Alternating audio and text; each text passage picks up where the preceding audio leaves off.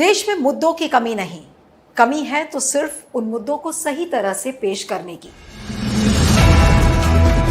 जब नफरती चैनल्स और news platforms आपको एक तरफा मुद्दे दिखाकर और फेक एजेंडा परोसने की कोशिश करते हैं, वहीं पर मैं आपके लिए लेकर आऊंगी उन मुद्दों का हर पहलू, ताकि आप इसका फैसला कर सके कि वो मुद्दा कितना सही है।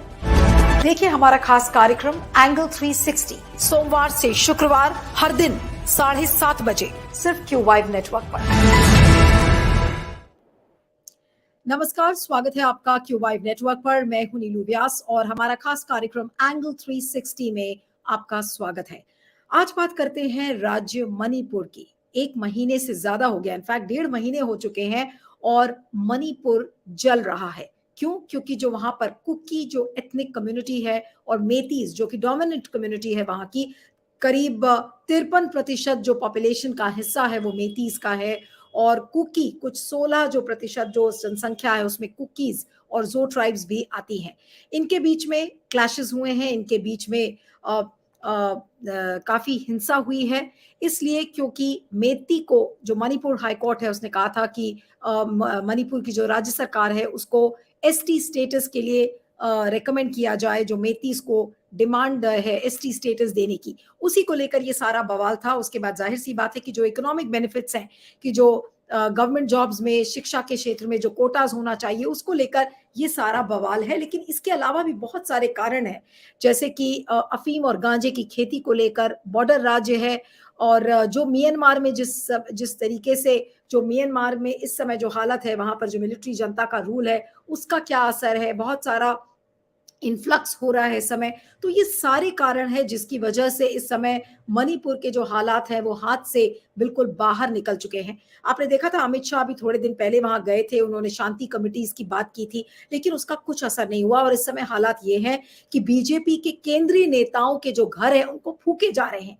यानी कि कहीं ना कहीं मणिपुर की जनता को और खासकर जो मेतीज और जो कुकी कम्युनिटीज के बीच का जो एक ट्रस्ट है, जो एक विश्वास है केंद्र सरकार में और राज्य सरकारों में, वो विश्वास खत्म हो चुका है। जितने भी इंटेलेक्चुअल से मेरी बातचीत हो रही है, एक नहीं अनेकों प्लेटफॉर्म्स पर हम मणिपुर को लेकर चर्चा करते रहे हैं, और जितने भी प्लेटफॉर्म्स हैं उनका ये कहना है कि वहां पर हालात इस समय ऐसे हैं जैसे लेबनान सीरिया में होता है, कि कभी भी कोई आए और आपको मार कर निकल जाए, और कोई नेता कोई सरकार ऐसा लग रहा है कि वहां मणिपुर में मौजूद ही नहीं है।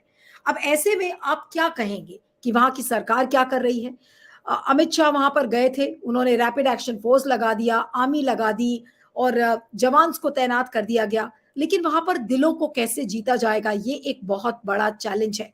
सबसे कठिन सवाल और जो सबसे डिस्टर्ब करने वाला सवाल है कि हमारे प्रधानमंत्री नरेंद्र मोदी अभी एक भी लफ्ज उन्होंने मणिपुर पर नहीं कहा है। लेकिन जब मणिपुर में सरकार बनी थी और उसके पहले भी उन्होंने मणिपुर में शांति के ऊपर तमाम कसीदे जड़े थे।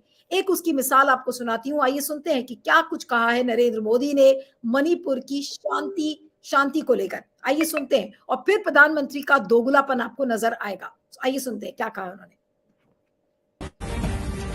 मणिपुर के आने वाले 25 साल को निर्धारित करने वाले हैं। स्टेबिलिटी और पीस का जो प्रोसेस इन 5 सालों में शुरू हुआ है, उसको अब हमें परमानेंट बनाना है। इसलिए मणिपुर में बीजेपी के नेतृत्व में पूर्ण बहुमत की सरकार बननी बहुत आवश्यक है। तो ये आपने सुना कि क्या कहा, लेकिन मणिपुर की सरकार बनने के बाद ऐसा लग रहा है कि प्रधानमंत्री नरेंद्र मोदी मणिपुर को भूल चुके हैं। वो सब जगह का दौरा कर रहे हैं, सब जगह जा रहे हैं, लेकिन मणिपुर में किस तरह से आग सुलग रही है उसकी सुध लेने वाले शायद प्रधानमंत्री नरेंद्र मोदी भूल चुके हैं कि मणिपुर भारत का एक हिस्सा है। आज मणिपुर को उसी के हाल पर ऐसा लग रहा है कि छोड़ दिया गया है।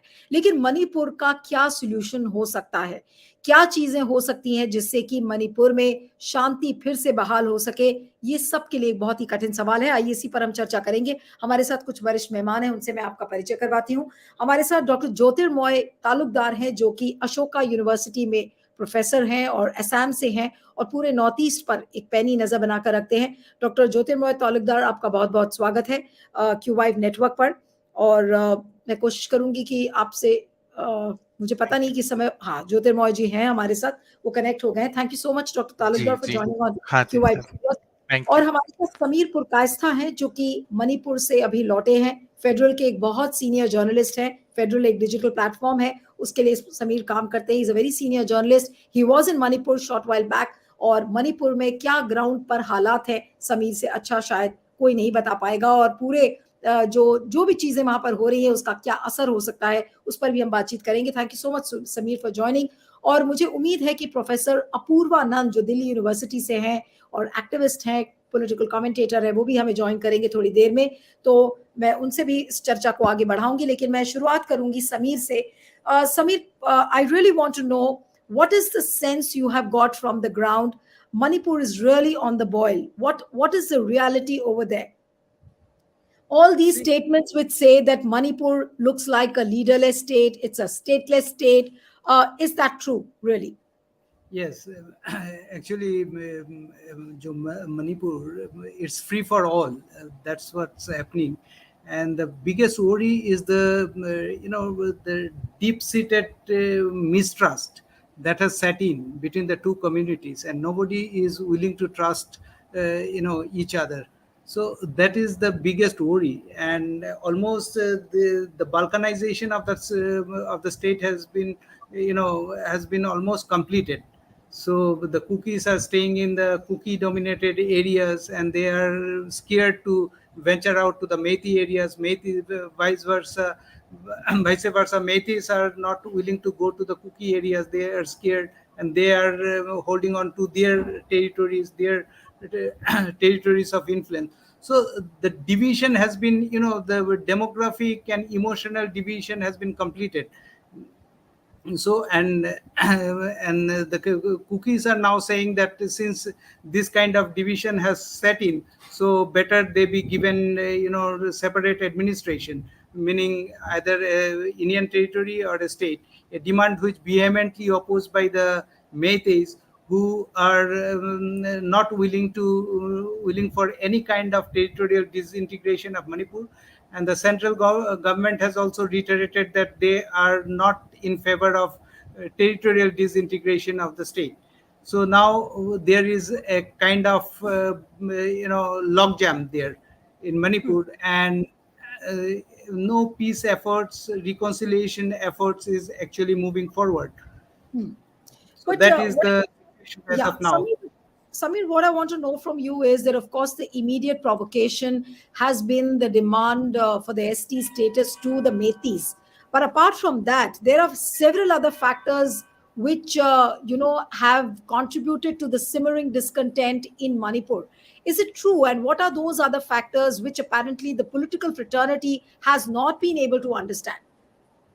See, this ST demand is just a trigger point, but over the past few months, there has been an atmosphere of mistrust between the two communities, particularly over a few decisions. In fact, a slew of decisions taken by the BJP-led government over there, headed by N. Biren Singh.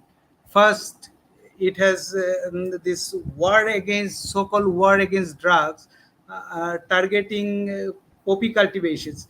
So see, to understand that war against drug, this step, the Biren Singh government had initiated during his last term, and it was going on fairly well. And they had several rounds of meetings with the local villagers and all. And this poppy cultivation in Manipur seen a growth after the 2021 coup in Myanmar.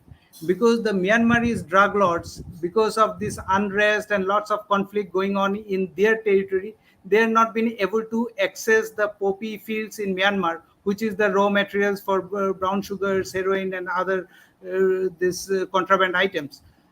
So what they are doing is they are financing farmers in Manipur, and poppy, it's a very resilient kind of plant. It grow very easily, and it yields good profit to the farmers. So many poor farmers, both in Kuki areas, Naga areas, they have taken to this cultivation, poppy cultivation, and and that led to increase of this drug menace in Manipur as well as other northeastern states. So many northeastern states, including Manipur, had started a war against drug, and Biren Singh government had started it during its last tenure, and it was going fairly well. But suddenly, this term, particularly in early this years, the chief minister has started singling out Kuki community for this poppy cultivation. He was saying that only the cultivation is going on only in three So, Samir, dominated districts. yes, sorry to interrupt you, but there is a war at two levels. One is on the ground, which is fought between the Kukis, the Metis versus maybe the armed forces, and one is a war which we see on the social media. Is that true that the ruling dispensation is trying to communalize the atmosphere, as many people have been saying that, and what is quite visible from the social media? Is that true that the ruling dispensation is trying to communalize the whole thing, and that has made No, the matters worse? see, may not be after this, not as much after this violence erupted, but as Right, I was saying, the sequel of events, if you see, this kind of singling out Kuki community, Kuki dominated districts for attacking, uh, attacking for this poppy cultivation. Then there were few eviction drive taken up in the reserve forest in Kuki areas, wherein few Kuki villages where Kuki houses and churches were raised.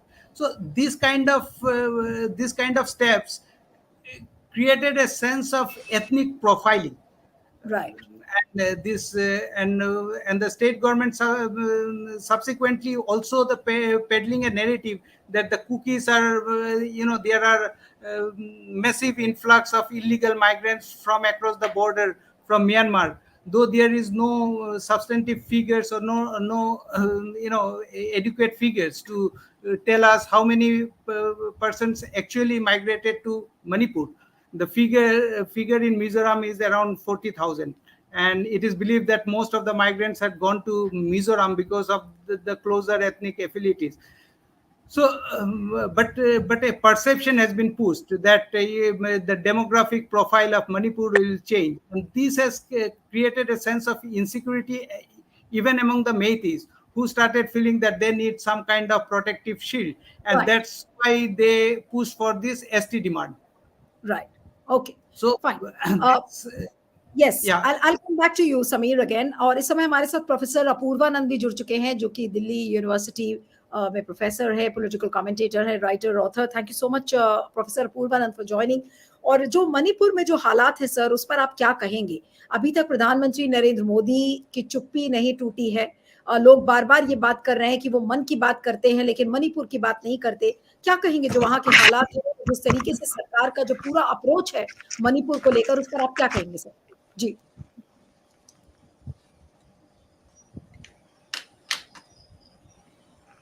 Professor Apoorvanand, आपको आवाज आ रही है? जी, हाँ, बोलिए sir. Sir, आपकी आवाज नहीं आ रही है.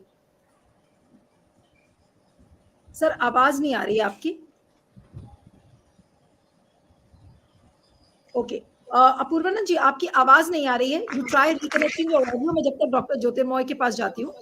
हाँ, अपूर्वानंद जी, आपको आवाज आ रही है? हाँ, आपकी आवाज नहीं आ रही है सर. ट्राई टू रिकनेक्ट में जब तक डॉक्टर ज्योतिर्मय के पास जाती हूँ. डॉक्टर ज्योतिर्मय, जो भी मणिपुर के हालात हैं, what is the kind of impact you're going to see on the entire Northeast? सब ये बात कर रहे हैं कि जो भी हालात हैं उसका एक डोमिनो इफेक्ट पूरे नॉर्थ ईस्ट में दिखेगा, और उसका जो एक कॉन्सिक्वेंशियल इफेक्ट है, जो काफी कुछ म्यांमार में चीजें हो रही हैं उसका एक इफेक्ट है। क्या कहेंगे इस पूरे डोमिनो इफेक्ट पे, किस तरीके से असर पड़ सकता है पूरे नॉर्थ ईस्ट में? जी। Thank you. Thank you for your question. I hope I'm audible to the yes, audience. Yes, yes. Okay, yeah. Thanks. Actually, about the Northeast question, I'd like to sort of begin to respond to the Northeast question in this manner. So, how we are seeing some of the things, Mr. Samir already said. How what we are seeing in Manipur right now is actually a pattern of how things are dealt with in the Northeast by the central government or by the central politics. And I think that's something we need to understand, that how, for example, now look at a couple of things, or look at some things, look at Narendra Modi's silence that we began with, or look at the delay in response and the delay in the arrival of the home minister, which he did, I think, on May 29th, which was very late because things began on May 3rd. So it was that late that it took the home minister to actually come to Manipur, right? And as we know, most of the ministers in the union government were busy with Karnataka. So I think how it is working in the Northeast is you are always going for ad hoc mechanisms, that there's something happening, and most importantly, actually, it may not impact much for the ruling governments in the Northeast or the ruling party, because if you see, the elections also happened in 2022. So to the question of Northeast and the question of silence of the central government, one major thing that I believe is in the calculation of the who's who in power is also the fact that one government was just formed in 2022. तो मैं ये कहने की कोशिश कर रहा हूँ कि नॉर्थ ईस्ट में जब काफी सारी ऐसी चीजें होती है, मैं असम से हूँ, so there are a lot of ethnic movements and ethnic problems that go on in Assam as well. And the advocism that I'm talking about is you give certain you create beneficiaries, you give certain schemes that happened to the cookie militants as well in 2006. So Assam में भी same चीज है, designated camp है, वहां पे आप militants को रखते हैं, फिर महीने में आप stipend देते हैं उनको, and then you sort of make them part of the larger governing system, larger government system, right? तो मुझे लगता है ये एक रीजन है because of which the center is not responding, number one. Number two, Northeast में I don't exactly know how the impact is going to be, but I can sense why the center is not paying much attention, because I also, like I said, I grew up, like you also introduced me, I grew up in another part of Northeast where we also saw this, that the center doesn't pay attention. And when the necessity comes for them to do something, to win an election, or to, for example, look at the CA protest, the protest against CAB, but see the election in about 6 months after that in Assam, and BJP winning landslide victory. So they have worked around a formula to not respond, and then to not let electoral prospects be affected by their sort of irresponsible behavior, and let people forget. And as we know, people forget very early, and more early, I think, in this part of the world. So ये एक चीज है. And I just want to add one thing to Samir sir's point about, or rather your question as well, about social media. I think that's one major problem, and that's something that has contributed in this crisis as well. Social media and things that are being discussed, right? For example, and the religious thing, religious sort of that the binary that's being created. There's this pamphlet, or this document that was brought out from Bangalore, from a Manipur students union, which called it a, which called the Meitei dominated populations as Hindu villages. Yes, आपका audio freeze हो गया है, so I try and go to professor Apoorvanand. Thank you sir so much for joining. आप उस समय connect नहीं हो पाया था आपका ऑडियो।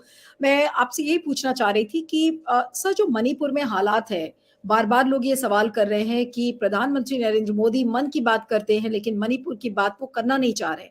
अभी एक रिटायर्ड आर्मी जनरल ने एक बहुत ही स्ट्रॉन्ग ट्वीट लिखा, जो कि खुद वो मणिपुर के थे, कि Manipur is leaderless, it is stateless. क्या ये चीजें सरकार क्या देख ही नहीं रही है, या फिर जानबूझकर अनदेखा कर रही है? नहीं, अगर आप इस सरकार की बात करें और इस सरकार का हिंसा के प्रति क्या रुख है, अगर आमतौर पर आप यह देखने की कोशिश करें तो यह पता चलेगा कि मणिपुर में वो वही कर रही है जो देश में दूसरी जगह हिंसा के मामलों में उसने किया है। जैसे अगर आप मुल्क में मुसलमानों पर होने वाली हिंसा को देख लें, ईसाइयों पर होने वाली हिंसा को देख लें, तो यह सरकार पिछले 8 साल में खामोश रही है। दलितों पर होने वाली हिंसा में भी खामोश रही है। यानी खामोश रहकर दरअसल उसके जो मतदाता हैं, उन मतदाताओं को ये बतलाना चाहती है कि यह मामला कोई महत्वपूर्ण नहीं है और लोग शोर कर रहे हैं, हमें परेशान करने के लिए शोर कर रहे हैं, इस पर ज़्यादा ध्यान नहीं देना चाहिए। उसी तरह मणिपुर को लेकर यह ख्याल बतलाया जा रहा है कि हम तो देखिए इनको मिलाने की कोशिश कर रहे हैं इन सारे राज्यों की, और ये शैतान बच्चे हैं, आपस में झगड़ते रहते हैं और अब इनके झगड़े को जो इतने साल पुराने हैं, इस झगड़े को हम कैसे निपटाएं इतने जल्दी। तो एक आप दरअसल जनता को यह दिखलाते हैं कि ये झगड़ालू बच्चे हैं जो एक दूसरे से झगड़ रहे हैं और हम इनको ठिकाने लगाने की कोशिश कर रहे हैं, साथ लाने की कोशिश कर रहे हैं। तो हिंसा के प्रति एक सामान्य रुख है इस सरकार का, वह रुख है उस पर पूरी तरह खामोशी रखना, उससे इनकार कर देना। जैसे दिल्ली में, देश के अनेक हिस्सों में घृणा, हेट स्पीचेस और हेट असेंबलीज हुई, सरकार बिल्कुल खामोश रही, उनको उसने होने दिया, जबकि वो बहुत बड़ा मुद्दा बना, धर्म संसद और तरह तरह की संसद होती रही। तो उसी प्रकार मणिपुर में जब यह हिंसा भड़की, जिसके कारण समीर जी ने बतलाए हैं और दूसरे मित्र ने बतलाए हैं, और विभाजन रेखाएं समाज में अनेक प्रकार की होती हैं, हमारे एक दूसरे से संदेह, पूर्वग्रह, बहुत तरह के मतभेद, मनमुटाव। सरकारों का काम ये होता है कि वह उनको गहरा न करे बल्कि उनको कम करे। अच्छी सरकार का काम यह होता है। लेकिन यहाँ यह दिखलाई पड़ा कि जो वीरेंद्र सिंह सरकार, जो बीजेपी की सरकार है, उसने एक बहुसंख्यकवादी रुख अपनाया। वह एक अपॉर्चुनिस्टिक तरीका था। उस बहुसंख्यकवादी रुख के चलते वह विभाजन रेखा और तीखी हो गई। तो जहां आपको राज्य की जनता को एक करना है, वहां आप राज्य की जनता के एक हिस्से को दूसरे हिस्से के खिलाफ खड़ा कर रहे हैं। और ऐसा नहीं कि दूसरे हिस्से के एक हिस्से का आप कभी इस्तेमाल नहीं कर चुके हैं, वो कर चुके हैं। तो दोनों ही चीजें हमें समझनी चाहिए। यह रणनीति कि हिंसा को पर खामोशी रखकर हम उसके होने से ही इनकार कर देंगे, और जो हमारे समर्थक हैं उन्हें हम विश्वास दिलाएंगे कि यह दरअसल एक बड़ा जो हम राष्ट्र निर्माण का कार्य कर रहे हैं, उस राष्ट्र निर्माण के कार्य में ये लोग बाधा पहुंचाना चाहते हैं और इन छोटी छोटी चीजों पर ध्यान नहीं देना चाहिए। इसलिए आप भी इन पर ध्यान न दें। जो लोग शोर कर रहे हैं वो तो आप जानते ही हैं, हमारे विरोधी हैं, और विरोधियों का काम विरोध करना है। तो यह अपने समर्थकों को बतला रहे हैं। दूसरी तरफ वो इंतजार कर रहे हैं कि आखिरकार यह हिंसा कभी थमेगी, लोग थक कर रुक जाएंगे, इसका इंतजार हो रहा है। हम सारे लोग देख रहे हैं कि मणिपुर इस समय बिल्कुल राज्य विहीन है। वहां कोई कमांड नहीं है, सेंट्रल कमांड नहीं है, वहां कोई रणनीति नहीं है। कायदे से अभी भारत के गृह मंत्री को कैंप किए होना चाहिए था वहां, लेकिन भारत के गृह मंत्री अब अलग अलग राज्यों में जाकर वहां की सरकारों के खिलाफ भाषण दे रहे हैं।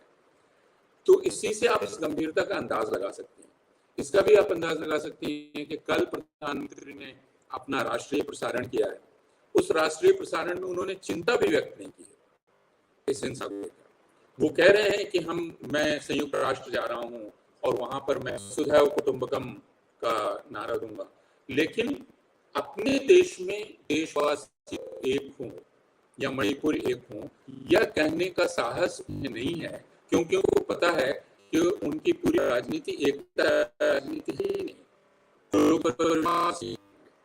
तो प्रधानमंत्री या रुख को में इस तरह समझना चाहिए। प्रोफेसर अपूर्वा ना, आपके ऑडियो में ना बहुत डिस्टर्बेंस आ रहा है। आपके ऑडियो में डिस्टर्बेंस आ रहा है, अगर एक बार आप फिर से रिकनेक्ट करेंगे तो अच्छा रहेगा। बहुत आवाज आ रही थी, डिस्टर्बेंस आ रहा था। So maybe if you can just reconnect your audio, I will come back to you. एक सवाल मैं समीर से ले लेती हूँ जब तक, and then I will wait for you to come back. Sameer, unmute कर लीजिएगा आप अपने आप को, और मुझे जो आपसे सवाल करना है कि क्या बीजेपी की सरकार, चाहे वो सेंटर में हो चाहे फिर वो स्टेट में हो, they have not been able to understand the political fabric of states like Manipur? And I'm saying this for all the northeastern states. Have they failed to understand what it comprises of? There are ethnic minorities over there. There's an ethnic population.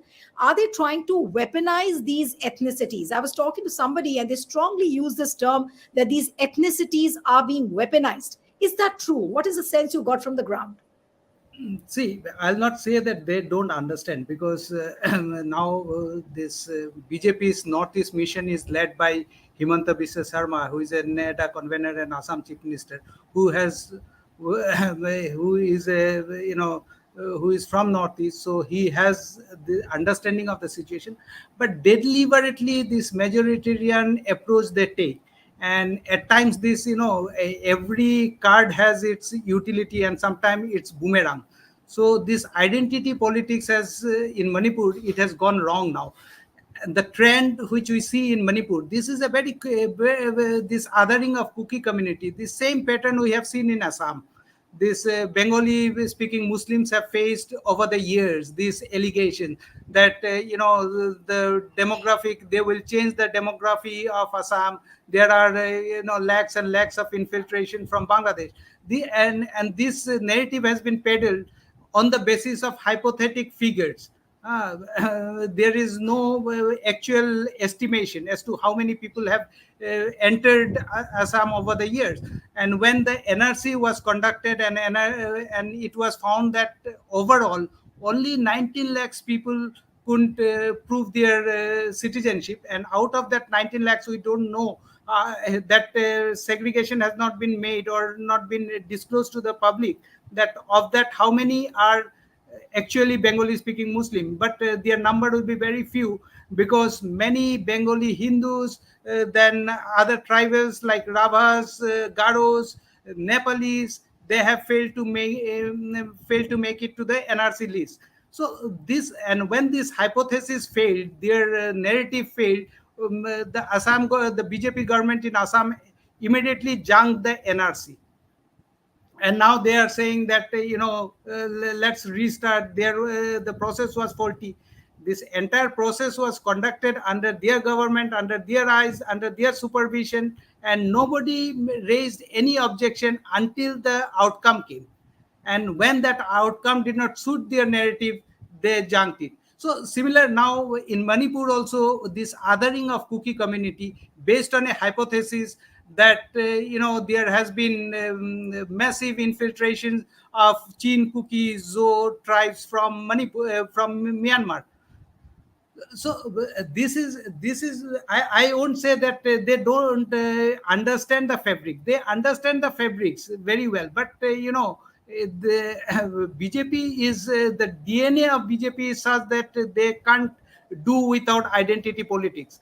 No, And but here how in is what I Manipur, want to understand from you, Samir, is that if BJP is trying to draw a wedge between the communities, if it is trying to play this divisive politics card, how is it going to benefit? Is it expecting that the Methi population, which is the dominant population, will totally fall in favor of the BJP? Is that BJP's idea, and with that mission, it's so trying to see, draw a wedge? whatever may be their idea political, but it has boomerang now. It has probably they didn't expect that it will flare up to this level. This Because the Meiti identity assertion which we saw this time was never seen before. So maybe they had their calculation went wrong. So it's not that now the situation is such that the table has turned, and many BJP MLAs, ministers' houses are being attacked, and both the Kuki community and the Meitei Kuki communities, from the beginning, beginning they have been accusing Biren Singh of instigating this violence. Now the Meiteis felt that this BJP government has failed to protect them. So the BJP is now in a soup, and I think it will be very difficult for the BJP to come out of this. And in between, there are some letters have recently surfaced wherein it was seen that BJP had taken help of Kuki militant groups. It was alleged that BJP had taken help of Kuki militant group to win elections in 2017. So BJP and in the first in Biren Singh first term, there was allegations from the valley that he is too sympathetic towards the hills, and so maybe this time he wanted to wanted to reject his tactics and play some majoritarian card, and targeting the systematically, going for selective target of cookie, and profiling of cookie community through slew of measures, so So, which I mean, led you to feel that, right? So, do you feel that this tactics of the BJP can boomerang for it? Now the elections are around the corner. The countdown has already begun for 2024. Can it boomerang for BJP in Manipur and, of course, the see, northeast? Manipur has two seats, outer Manipur and inner Manipur. Hmm. So I don't know how whether BJP is really bothered about these two seats, but definitely it's going to have impact in Manipur, definitely, and it may have also cascading effects in the neighboring states, particularly Mizoram, which shares the same Mizoram is ethnic going to polls population. this year. Yeah, Yes. and Mizoram is going to poll later this year in November. Hmm. So in Mizoram, definitely it will have some impact, because this Mar community has a significant population. Right. In fact, they comprise that generic Mizo community. They are Hmm. part of that. Right. Okay. So, Dr. Jyotirmoy, now the question is that everybody's understood the problem. Samir tried to put in a sense as to what is really happening on the ground. What are the issues which have led to this trigger of this kind of a situation? Now, what is the first step, according to you, which the government should be taking? And then, over, of course, the most significant question that now, with the kind of tempers which we are seeing rising, can there be an amicable solution at all through a dialogue process? I hope there should be. I hope there should be. I think you have raised a very important question, because now we should think about solutions. And just going, Samir has given us a very good understanding of actually Biren's, the chief minister's trajectory or his time. If you for example remember that his first cabinet meeting of the council of ministers was actually held in the hills. So he did try to sort of create some kind of a sense of reassurance in the people from the hills as well. So I think a solution uh, will still be possible. I'd like to hope so, but it has to begin from the chief minister, which is Biren. Also here I'd like to underline one point, that and this sort of, I believe, be it about what Samir was talking about vis-a-vis Assam and the minority communities of Assam, and Biren, remember, comes from the majority community, which is the Meitei community. So one onus that I think the chief minister has is to first reach out, because he also, like, you can't leave your identity behind. There is a huge suspicion now, particularly among the Kukizo communities, because the chief minister is from the Meitei community, and of course all your government people, including the police, largely is dominated by the Meitei community. So then I think reaching out has to begin from the state government directly, and of course the central government, Narendra Modi, has to speak. The central government has to help, and like I began at the very beginning itself, like I said, that some discussions about proper solutions has to begin. Since you have talked about solutions, 2016 Narendra Modi government had promised or had initiated discussions with cookie groups, right? From 2016 to 2023, it's 7 years now, and 7 years it hasn't moved. So one major thing, and after that, actually, the peace, what do you call it, the peace treaty, was actually taken back by the government, right? Um, so that's, I think so, one, there's a lot of lack of trust between the central government and the people on ground, the cookies. But of course, also to some extent, like Samir said, the meeties are also probably not anymore very happy with the government. So I think dialogue has to begin, and a lot of issues that are historical issues, like like your reservation, like the identity questions that are questions in the one thing also that I'd like to add, which is that yes, when Samir answered that they probably understand the ethnic questions. Yes, I believe they understand the ethnic questions in a way which is very statistical. That's my view, that you'd understand that okay, there are these many people, this is a majority community, this is a minority community, this is the percentage, this is how it looks like. But I'm not very sure whether how ethnicities interact on ground, how sort of how multilingual, how multicultural societies in the Northeast speak and interact and fight with each other. For example, if I'm not ready to believe that the center or people working for the center would understand what's the dynamics like between the Naga groups and the Cookies, for example, right, at different points of history. So yes, they understand it, but I think on a very surface level, on a very statistical level. So the center needs to understand how historically these relationships have worked out and try and begin a dialogue from there on. Yeah. Okay. Uh, Coming to you now, Samir, that are we seeing any signs of government reaching out to the cookies and the metis, and of course, also talking about a serious intent into looking at other problems which are rampant on the ground? Is there a serious effort from the government side, or we do not see anybody taking any kind of initiative at the moment, for now at least? No, the government tried to form a peace committee with very superficial effort, without even the consulting the people who are included in the peace panel, like Mr. Ratan Thiam, a very renowned personality from Manipur. He was not consulted. Similarly, from Kuki communities, also few renowned peoples were included in the list, but they were not consulted. So ultimately, and the major civil society groups like the ITLF, Indigenous Tribal Leaders Forum, and from the Metis side, this Kokomi, they have pulled out.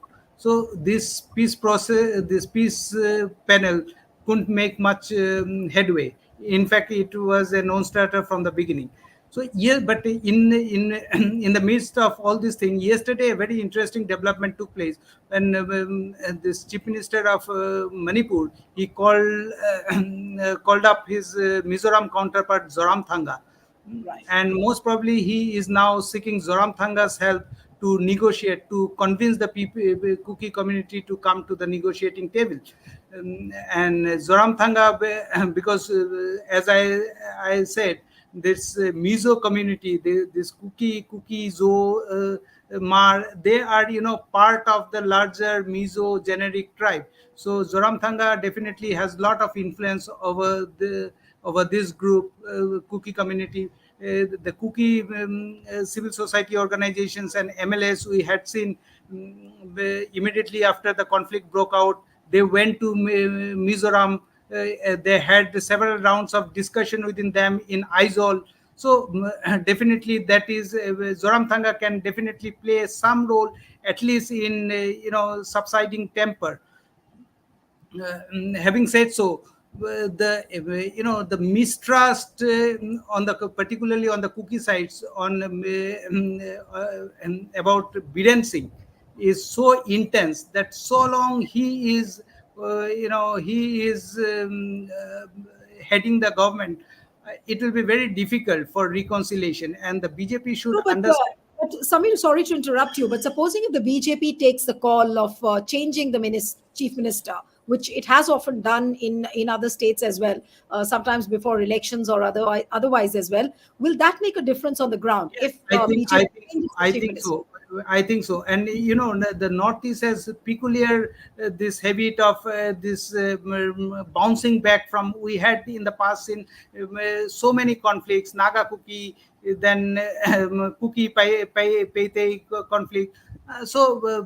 They have this power resilience to fight back, and I think finally, if there is a leadership change and serious effort is made towards trust building, this problem can be overcome, and it can be Right. overcome without disintegrating Manipur. That I don't think as is a solution, because that will create further aggravate the situation, because Nagas may not like giving some kind of territorial this thing, separate administration to cookies. Metis, as it is, they will vehemently oppose it. So, but there should be some concession should be made to the tribal Right. area, like the autonomous councils under the sixth schedule, Right. as we have in Assam for the Bodos Right. and the Kargils. Absolutely. And before I come for the last comment to Dr. Jyotirmoy Talukdar, I want to play the bite of Prime Minister Narendra Modi once again for the audience to show what a double speak comes from the Prime Minister. हमारे प्रधानमंत्री नरेंद्र मोदी ने पहले सुनते हैं कि क्या कहा था, जो मणिपुर में शांति को लेकर क्या कमेंट्स कहे थे. उसके बाद में आई थिंक डॉक्टर ज्योतिर्मय तो डिस्कनेक्ट हो गया. Will see if we can connect with him back again. But एक बार सुनते हैं प्रधानमंत्री नरेंद्र मोदी ने क्या कहा था. उससे आपको आइडिया लगेगा कि जो पिछले हम आधे घंटे या 40 मिनट से जो ये डिस्कशन कर रहे हैं उस पर प्रधानमंत्री का कितना दोगुलापन नजर आता है. आइए सुनते हैं प्रधानमंत्री की वो बाइट एक बार फिर से. जी प्रभात, आप प्ले कर दीजिए. मणिपुर के आने वाले 25 साल को निर्धारित करने वाले स्टेबिलिटी और पीस का जो प्रोसेस इन 5 सालों में शुरू हुआ है उसको अब हमें परमानेंट बनाना है. इसलिए मणिपुर में बीजेपी के नेतृत्व में पूर्ण बहुमत की सरकार बननी बहुत आवश्यक है. तो आपने सुन लिया कि प्रधानमंत्री ने क्या कहा कि पूर्ण बहुमत की सरकार मणिपुर में बननी जरूरी है और अगर आप बीजेपी को वोट देंगे तो मणिपुर का भविष्य सुरक्षित होगा. लेकिन आप देख रहे हैं कि जो एक डबल स्टैंडर्ड दिख रहा है कि शांति की बात वो चुनाव के पहले कर रहे थे, लेकिन अब जब सरकार में है तो फिर पलटकर मणिपुर का चेहरा भी प्रधानमंत्री नहीं देखना चाहते. एक लास्ट कमेंट डॉक्टर ज्योतिर्मय तालुकदार से लूंगी और उसके बाद इस प्रोग्राम को खत्म करूंगी. क्या कहेंगे ज्योतिर्मय अंत में? जी एक छोटी टिप्पणी. I think, yeah. So I think, like I said at the very beginning, I just like to repeat that the center right now. So what's happening? I hope you can hear me fine. My Yes, internet yes. isn't great. I Yeah. So I think historically, so this is historically the problem, that the center does not look at these problems as problems that you need to resolve for once and for all.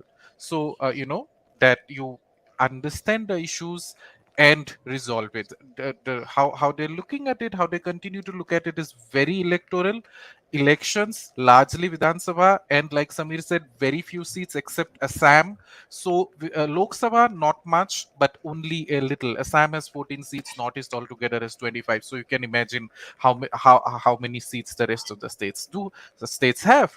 So my last comment would be sort of a request or an appeal to the center to understand what the problem is going on, what the problem on ground is, and generally to people in the civil society in the country to understand what's going on, to pay attention to the issues in Manipur and do what is necessary very, very quickly, because we have seen flare-ups for so many times right now, the latest being right now.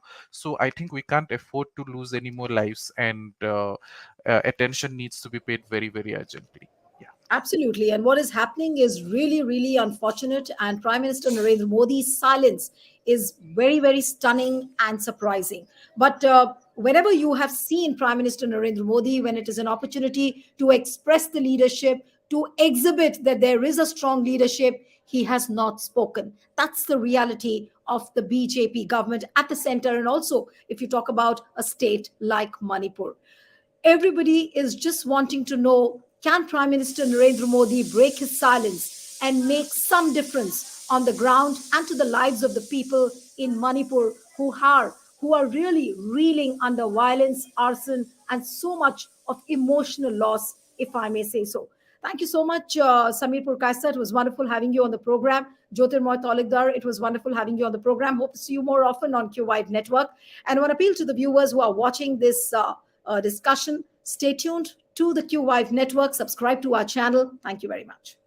देश में मुद्दों की कमी नहीं, कमी है तो सिर्फ उन मुद्दों को सही तरह